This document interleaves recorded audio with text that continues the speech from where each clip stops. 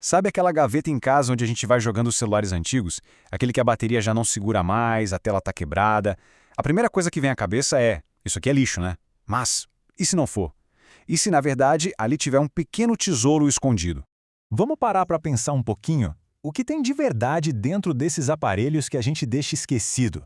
Um celular sozinho pode não parecer grande coisa, mas quando a gente soma os milhões e milhões que existem por aí, o impacto se torna gigantesco. E o que a gente descobre lá dentro é, no mínimo, surpreendente. E que gigantesco é esse? 50 milhões de toneladas é essa quantidade de lixo eletrônico que o mundo todo gera, por ano. É difícil até de visualizar, né? Um peso enorme, cheio de materiais perigosos, mas também de um potencial incrível. É bem aqui que a nossa história de hoje começa. Ok, vamos mergulhar de cabeça nesse conceito. A ideia aqui é parar de olhar para esses aparelhos como um problema e começar a enxergar como uma oportunidade. Aquela sua gaveta, junto com a de milhões de outras pessoas, formam o que a gente chama de mina urbana. A definição é essa aí, bem direta. Mas, traduzindo, em vez de cavar montanhas e buracos enormes para achar recursos novos, a mineração urbana olha para o que já está aqui, nas nossas cidades, nas nossas casas, e recupera o que já foi produzido. É uma virada de chave fundamental na nossa forma de pensar. E quando a gente bota os dois métodos lado a lado, a diferença é gritante. De um lado, a mineração tradicional, que a gente sabe que tem um custo ambiental altíssimo e usa recursos que um dia vão acabar. Do outro, a mineração urbana, que alivia essa pressão no planeta e se encaixa como uma luva na ideia de economia circular. E se faltava um dado para provar o tamanho desse potencial, ele está aqui. E é impressionante. Uma única tonelada daquelas plaquinhas verdes que ficam dentro dos eletrônicos pode ter de 40 a 800 vezes mais ouro do que uma tonelada de pedra de minério bruto tirado da terra. Ou seja, o lixo eletrônico não é só lixo, é uma fonte super concentrada de metais preciosos. Certo. Então, se o potencial é tão grande, por que a pressa? O que nos impulsiona a agir agora? Basicamente, existem 3 grandes motivos que fazem a reciclagem desses eletrônicos não ser só uma boa ideia, mas uma necessidade para ontem. Primeiro, o motivo ambiental. Esses aparelhos têm substâncias tóxicas como chumbo e mercúrio que contaminam o solo e a água. Segundo, o econômico, que a gente acabou de ver, eles são verdadeiras minas de ouro urbanas. E terceiro, o regulatório. Os recursos da natureza estão ficando escassos e as leis estão cada vez mais forçando as empresas a cuidarem do que acontece com seus produtos depois que a gente para de usar. Beleza, já entendemos o porquê. Agora vem a parte mais legal: o como. A gente vai fazer uma viagem por uma usina de reciclagem do futuro para conhecer as 4 super tecnologias que estão tornando tudo isso possível e de um jeito sustentável. A nossa jornada tem 4 estações principais. Começa com uma separação super inteligente. Depois passa por uns banhos químicos do bem, aí encontra uns trabalhadores microscópicos e termina transformando o plástico em energia. Vamos para a primeira parada. Pensa numa esteira rolante equipada com inteligência artificial, braços robóticos e sensores óticos. Ela literalmente enxerga cada pedacinho de lixo eletrônico e decide, em milissegundos: opa, isso é ouro, isso é plástico, isso aqui é cobre. O que muda o jogo aqui é a precisão. Antes, essa separação manual era lenta, ineficiente. Agora, essa automação garante que quase nada de valor se perca no caminho. Depois de tudo separado, os metais precisam ser extraídos das placas. O jeito antigo de fazer isso usava ácidos e químicos fortíssimos, um processo bem perigoso e poluente.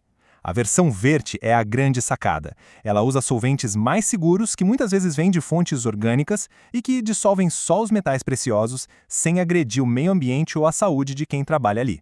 Agora, essa aqui é talvez a tecnologia mais incrível de todas. A biometalurgia usa micro-organismos, tipo bactérias e fungos, para fazer o trabalho pesado. Eles são escolhidos a dedo pela capacidade que eles têm de, literalmente, digerir os metais das placas, separando tudo de forma natural. E qual é a grande vantagem? Um consumo de energia baixíssimo e quase nenhuma poluição. São os verdadeiros heróis microscópicos da reciclagem.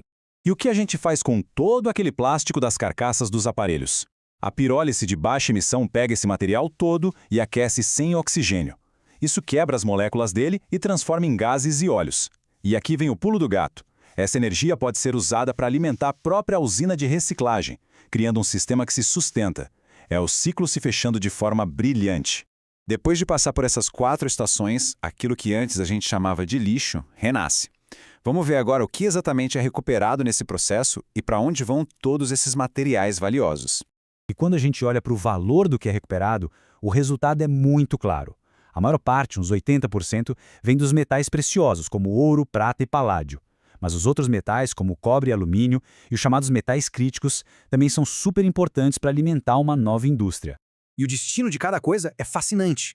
O ouro volta para o mercado para fazer novos eletrônicos. O cobre vai para a indústria em geral. Lítio e cobalto, que são essenciais para a transição energética, viram matéria-prima para baterias de carros elétricos. Até as fibras de vidro que sobram são usadas na mistura de cimento e asfalto. Nada, absolutamente nada, é desperdiçado. E é justamente isso que é a economia circular na prática. A gente sai daquele modelo antigo, linear, de extrair, usar e jogar fora, e entra num modelo de ciclo, onde o fim de um produto é, na verdade, o começo de outro.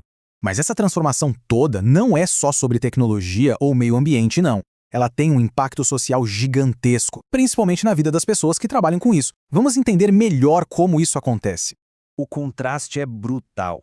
A reciclagem informal, que ainda acontece em muitos lugares, expõe as pessoas a condições de trabalho terríveis, com riscos enormes à saúde.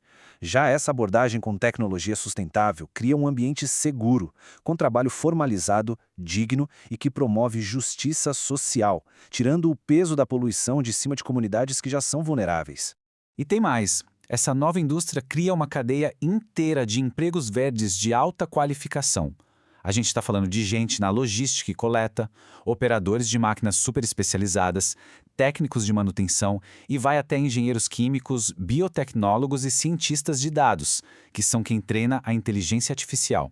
E assim, a gente chega na mensagem central desta análise. O lixo eletrônico não precisa ser o grande vilão da nossa era. Com a aplicação de ciência e tecnologia de ponta, um dos maiores problemas ambientais que a gente tem hoje se transforma numa das maiores oportunidades de inovação e desenvolvimento sustentável.